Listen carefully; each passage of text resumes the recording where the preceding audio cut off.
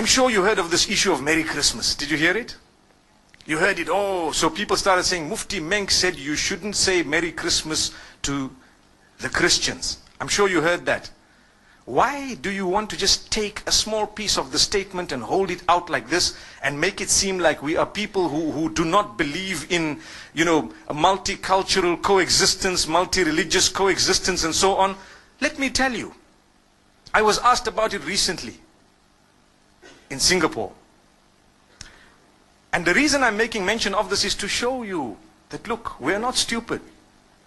But sometimes people who want to look at it based on how the media has portrayed it may come to a decision or a conclusion that is not enlightened.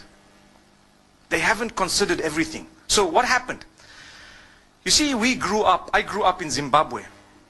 We interacted from a young age with the Hindus, the Christians, the Jews, those who are from the African traditional faiths and so on, and we got along. We mixed in the schools from a young age, and as I grew up, I went to a high school that was purely Christian Catholic. And that was the best option we actually had. They allowed me whatever I had, and obviously we catered for them, they catered for us. There was a lot of respect, and that's how we developed. Okay? However, when it came to Christmas, there were so many Christians who didn't believe in it. They said, no ways, this is wrong. I recall a young boy, I even know his name, and he was with me. He didn't used to like to participate in religious studies because he belonged to a certain sect of Christianity. And he used to say, these guys don't know what they're talking about because X, Y, and Z, and he gave his reasons. That's not the topic today. But there are Christians who don't believe in Christmas. They don't participate in it. Is there anything wrong if they don't believe in Christmas, Christians? There's nothing wrong. They didn't participate in it. There's nothing wrong. But the minute they put a block on someone else who believes otherwise, then there's a problem. That's what we're saying. So the question you have to ask yourself, did you stop people from celebrating what they want? No. Did you ban them? No. Did you disallow them? Did you spread hatred against them? No. All you said is, Lakum dinukum waliya din. You have your faith and I have mine. So as we grew up, there were a few Hindus who were with me at school. One of them used to eat beef. And I asked him, I said, how come you eat beef? Isn't this supposed to be one of the gods that you consider, a god with respect to them, with due respect to them? But he says, no, this is a special beef. I didn't understand that, but it was just that, okay, I'm not such a strict Hindu. That's what it meant. There were other Hindus who would tell him, listen, you are wrong. There were other Hindus who told him you are wrong. And there were other Hindus who tried to correct him. But he kept on eating it. And then, when it came to Eid al-Adha of the Muslimin, they would never congratulate us. Why? Because we are sacrificing or slaughtering their God, so to speak. We never ever felt bad.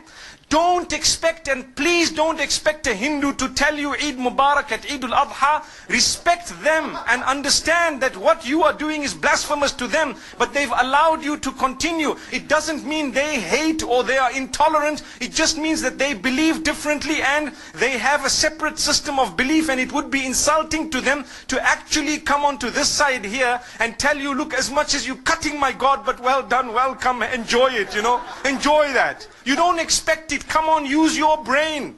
This is what tolerance and coexistence is all about. It's not about a statement. It's more about allowing them to believe what they have to, with respect in a way that you respect what they have as well. That's all it is. So what happened is, as time passed, it was amazing, because when it comes to the other faiths, we found the same. People didn't participate in some rituals of other faiths. That did not make them bigots.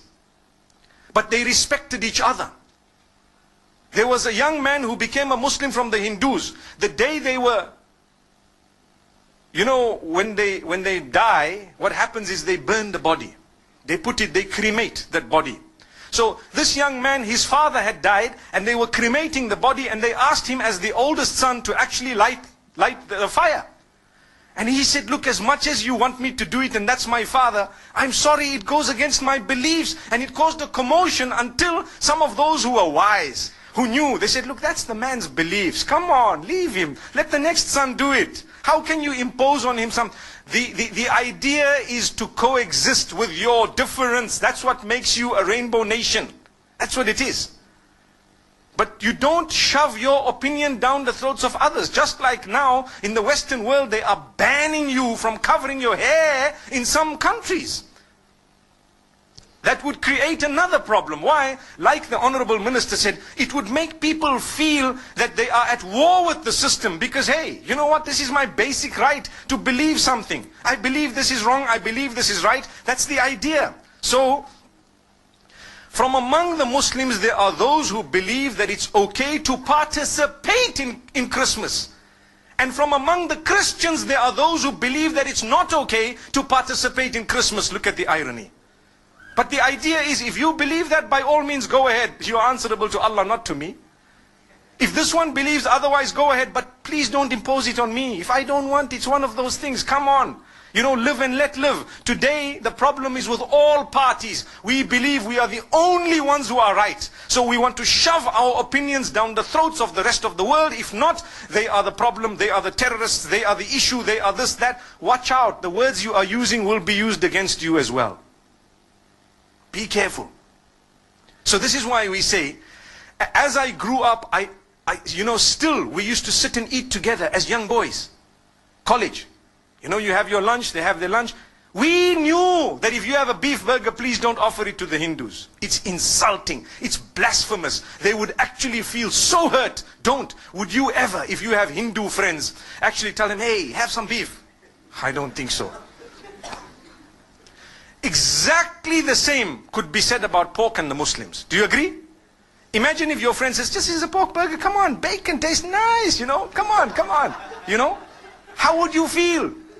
They respect you, you get along with them, you build the nation, you contribute towards the building of the nation together. Do you know that? But you have different dietary restrictions which are respected. So, this is something that we need to talk about. It's got nothing to do with this person is intolerant. There is a big difference between difference of opinion and intolerance. Very big.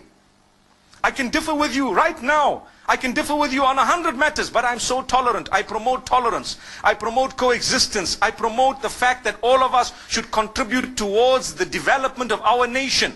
Here in Malaysia, you have people, you have the Chinese, you have the Malays. On the other hand, you have Muslims, you have Buddhists, you have perhaps people who belong to Christianity, maybe even, you know, Jewish people, whatever other faiths. I don't know how the nation is made in terms of, you know, the various faiths, but I'm sure there are more than 20 or 30 different faiths. Look at the civil service. You will have people belonging to every race and to every religion, and they are serving the nation. That's what they're doing. What are they doing? Serving the nation.